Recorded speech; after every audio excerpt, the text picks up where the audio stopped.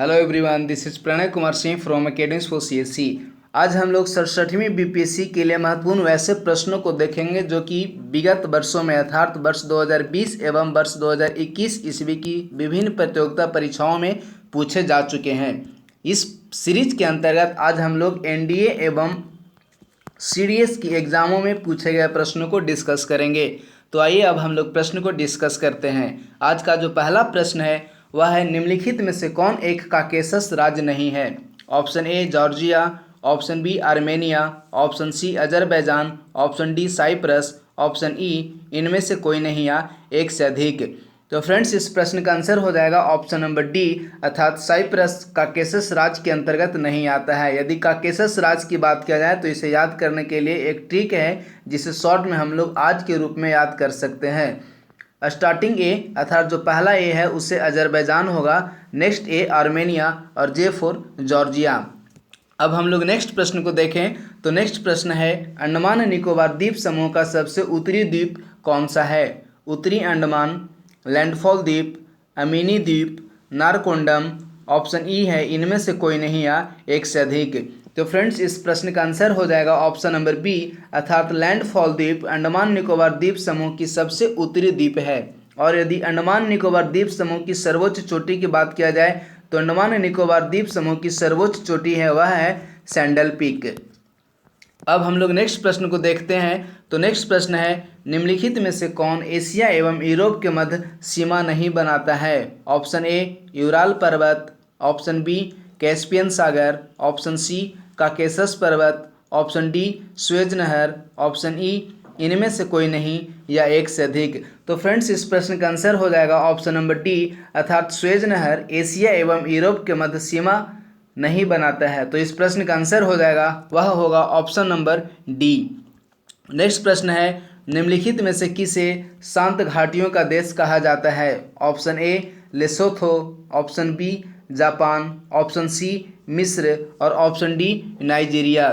तो फ्रेंड्स, यदि शांत घाटियों के देश की बात किया जाए तो ऑप्शन नंबर जो ए है अर्थात लेसोथो को शांत घाटियों का देश कहा जाता है। अब हम लोग संक्षिप्त में लेसोथो का यदि भौगोलिक अवस्थिति की बात किया जाए तो देखिए, लेसोथो जो है वह अफ्रीका के अंतर्गत जो साउथ पार्ट है, दक्षिण अफ्रीका के पास स्थित जो ड्रैकेंसबर्ग पर्वत है वहाँ एक छोटे से देश के रूप में लेसोथो स्थित है। तो लेसोथो को शांत घाटियों का देश कहा जाता है। नेक्स्ट प्रश्न है, वर्गीकरण के आधार पर हिमालय का कौन सा प्रदेश लंबाई के मामलों में सबसे बड़ा है? Option A Punjab Himalaya, option B Kumaon Himalaya, option C Nepal Himalaya, option D Assam Himalaya, option E इनमें से कोई नहीं या एक से अधिक। तो फ्रेंड्स, सर्वप्रथम हम लोग जो चारों हिमालय है अर्थात पंजाब हिमालय, कुमाऊं हिमालय, नेपाल हिमालय और असम हिमालय, इन सब की लंबाई देखें तो देखिए यह जो पंजाब हिमालय है इसकी लंबाई है 560 किलोमीटर पंजाब हिमालय की लंबाई है, जबकि कुमाऊं हिमालय की लंबाई है 520 किलोमीटर। और यदि असम हिमालय की लंबाई की बात करें तो असम हिमालय की लंबाई है 720 किलोमीटर, जबकि नेपाल हिमालय की लंबाई है 800 किलोमीटर। तो यदि लंबाई मालूम हो तो देखिए जो प्रश्न कह रहा है कि वर्गीकरण के आधार पर हिमालय का कौन सा प्रदेश लंबाई में सबसे बड़ा है, तो इस प्रश्न का आंसर हो जाएगा ऑप्शन नंबर सी, अर्थात नेपाल हिमालय जिसकी लंबाई 800 किलोमीटर है वह वर्गीकरण के आधार पर हिमालय का लंबाई में सबसे बड़ा क्षेत्र है। तो इस प्रश्न का आंसर हो जाएगा वह होगा ऑप्शन नंबर सी। नेक्स्ट प्रश्न है,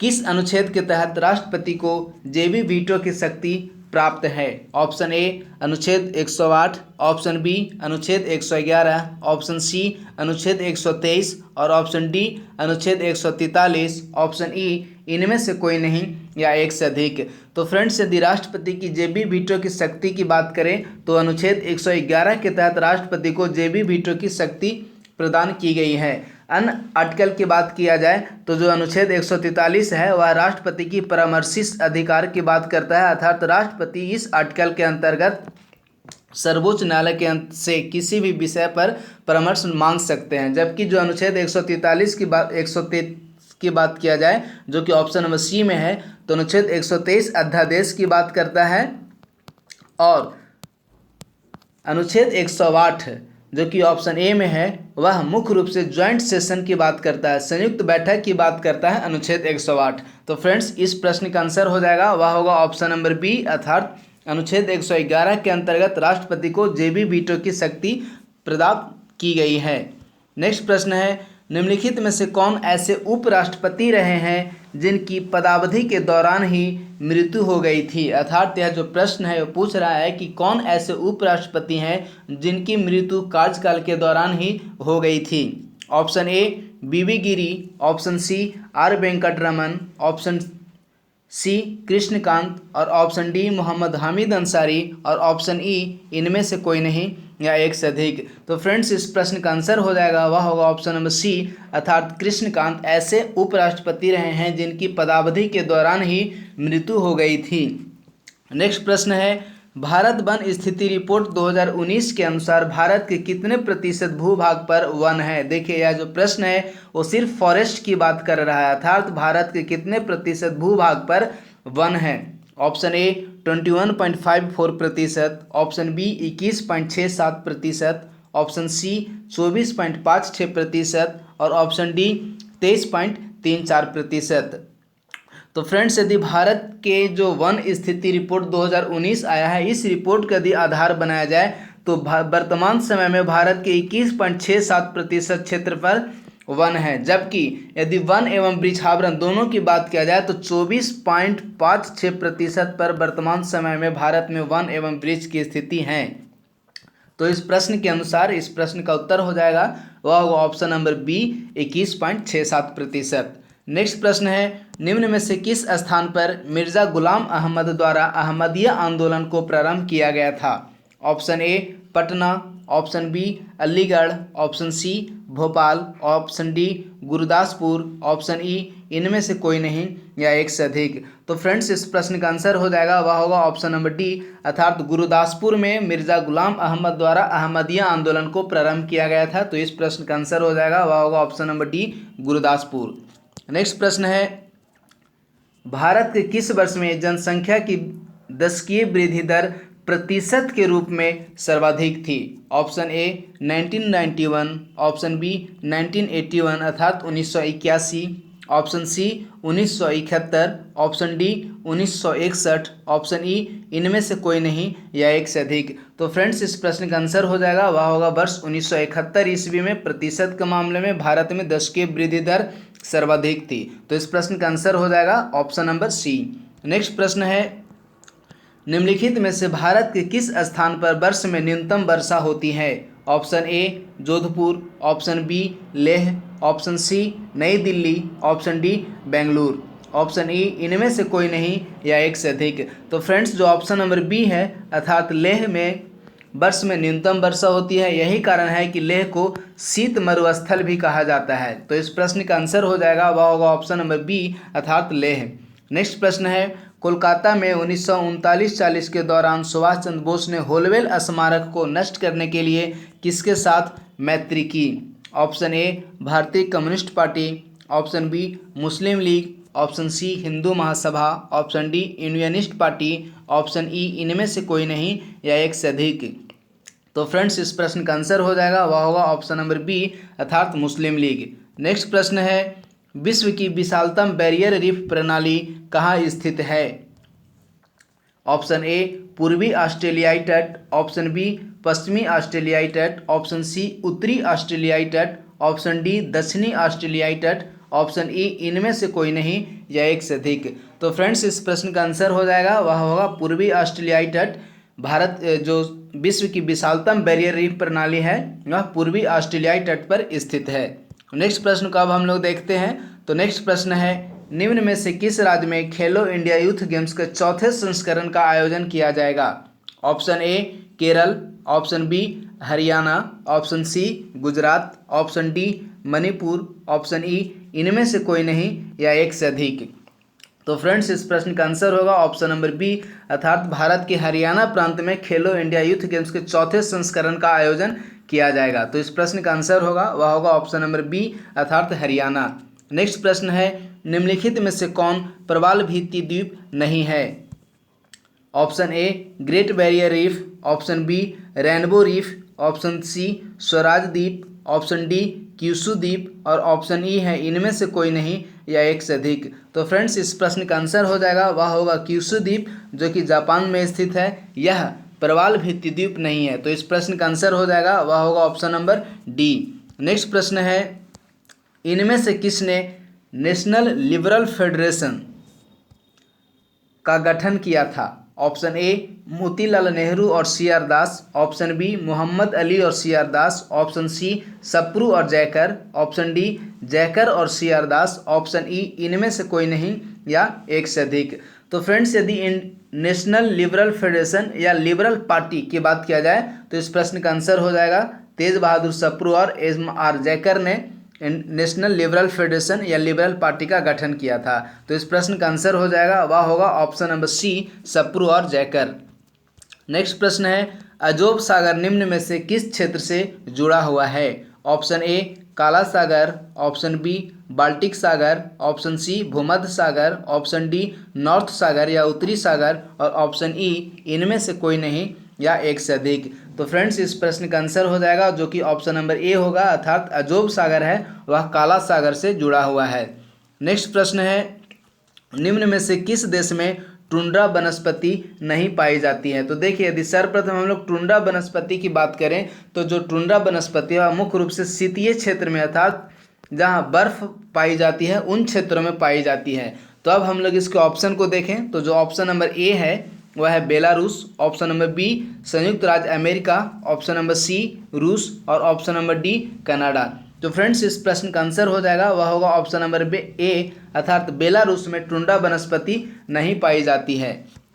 नेक्स्ट प्रश्न है, निम्न में से किसे समुद्र का सबसे गहरा बिंदु माना जाता है? ऑप्शन ए टोंगा खाई या टोंगा गर्त, ऑप्शन नंबर बी मेरियाना खाई या मेरियाना गर्त, ऑप्शन नंबर सी फिलिपियन गर्त और ऑप्शन नंबर डी सुंडा गर्त और ऑप्शन नंबर ई इनमें से कोई नहीं या एक से अधिक। तो फ्रेंड्स इस प्रश्न का आंसर हो जाएगा वह होगा मेरियाना गर्त वर्तमान समय तक समुद्र का सबसे गहरा बिंदु माना जाता है। तो इस प्रश्न का आंसर हो जाएगा वह होगा ऑप्शन नंबर बी, अर्थात मेरियाना गर्त। नेक्स्ट प्रश्न है, निम्न में से कौन सा देश मकर रेखा पर स्थित नहीं है? Option A Chile, option B Brazil, option C Paraguay, option D Uruguay, option E इनमें से कोई नहीं या उपयुक्त में एक से अधिक। तो फ्रेंड्स इस प्रश्न का आंसर हो जाएगा वह होगा ऑप्शन नंबर डी, अर्थात उरुग्वे मकर रेखा पर स्थित नहीं है। नेक्स्ट प्रश्न है, नागरिकता संशोधन अधिनियम भारत के संविधान के निम्न में से किस भाग के अंतर्गत आता है? ऑप्शन ए भाग 1, ऑप्शन बी भाग 2, ऑप्शन सी भाग 3, ऑप्शन डी भाग 4 और ऑप्शन ई इनमें से कोई नहीं या उपयुक्त में एक से अधिक। तो फ्रेंड्स इस प्रश्न का आंसर हो जाएगा वह होगा ऑप्शन नंबर बी, अर्थात भारतीय संविधान के पार्ट 2 जो कि भाग 2 है उसके अंतर्गत नागरिकता का वर्णन किया गया है। और यदि अन्य ऑप्शन की बात करें तो देखिए भाग 4 के अंतर्गत डीपीएसपी का वर्णन किया गया है और भाग 3 के अंतर्गत मूल अधिकार या फंडामेंटल राइट्स की चर्चा की गई है। तो इस प्रश्न का आंसर हो जाएगा वह होगा ऑप्शन नंबर बी, अर्थात भाग 2। नेक्स्ट प्रश्न है, सोडियम क्लोराइड और अमोनियम क्लोराइड के मिश्रण को किसके द्वारा पृथक या अलग किया जा सकता है? ऑप्शन ए है ऊर्ध्वापातन, ऑप्शन बी है निस्यंदन, ऑप्शन सी है वर्णलेखन, ऑप्शन डी है आसवन, ऑप्शन ई है इनमें से कोई नहीं या उपयुक्त में एक से अधिक। तो फ्रेंड्स इस प्रश्न का आंसर हो जाएगा ऑप्शन नंबर ए, अर्थात ऊर्ध्वापातन के माध्यम से सोडियम क्लोराइड और अमोनियम क्लोराइड के मिश्रण को पृथक किया जा सकता है। तो इस प्रश्न का आंसर होगा ऑप्शन नंबर ए, अर्थात ऊर्ध्वापातन। नेक्स्ट प्रश्न है, जैविक ऊतकों के संचयन के लिए निम्न में से किसका उपयोग किया जाता है? ऑप्शन ए द्रव नाइट्रोजन, ऑप्शन बी द्रव हीलियम, ऑप्शन सी द्रव आर्गन, ऑप्शन डी द्रव ब्रोमीन और ऑप्शन ई इनमें से कोई नहीं या उपयुक्त में एक से अधिक। तो फ्रेंड्स इस प्रश्न का आंसर हो जाएगा वह होगा ऑप्शन नंबर ए, अर्थात द्रव नाइट्रोजन। जैविक ऊतकों के संचयन के लिए द्रव नाइट्रोजन का प्रयोग किया जाता है। तो इस प्रश्न का आंसर होगा वह होगा ऑप्शन नंबर ए, अर्थात द्रव नाइट्रोजन। नेक्स्ट प्रश्न है, इनमें से किसने द फिलॉसफी ऑफ बॉम्ब नामक पुस्तक की रचना की? Option A Sukhdev, option B Chandrashekhar Azad, option C Bhagwati Charan Bohra, option D Bhagat Singh. तो फ्रेंड्स, यदि द फिलॉसफी ऑफ बम पुस्तक की बात करें तो इस जो पुस्तक हैं उनके रचनाकार का नाम है भगवती चरण बोहरा। यह मुख्य रूप से क्रांतिकारी थे जिन्होंने द फिलॉसफी ऑफ बम नामक पुस्तक की रचना की। तो इस प्रश्न का आंसर हो जाएगा, वह होगा ऑप्शन नंबर सी अर्थात भगवती चरण बोहरा। नेक्स्ट प्रश्न है, इब्न बतूता इनमें से किस दिल्ली सुल्तान के दूत के रूप में चीन गया था। अर्थात यह जो प्रश्न है वो पूछ रहा है कि इब्न बतूता किस शासक के दूत के रूप में चीन गए थे। Option A Alauddin Khilji, option B Mohammad bin Tughlaq, option C Iltutmish, option D Firoz Shah Tughlaq, option E इनमें से कोई नहीं या उपयुक्त में एक से अधिक। तो फ्रेंड्स, इस प्रश्न का आंसर हो जाएगा, वह होगा ऑप्शन नंबर बी अर्थात मोहम्मद बिन तुगलक ने अपने दूत के रूप में इब्न बतूता को चीन भेजा था। नेक्स्ट प्रश्न है, सर्वप्रथम किस वर्ष रेल बजट को आम बजट से अलग पेश किया गया।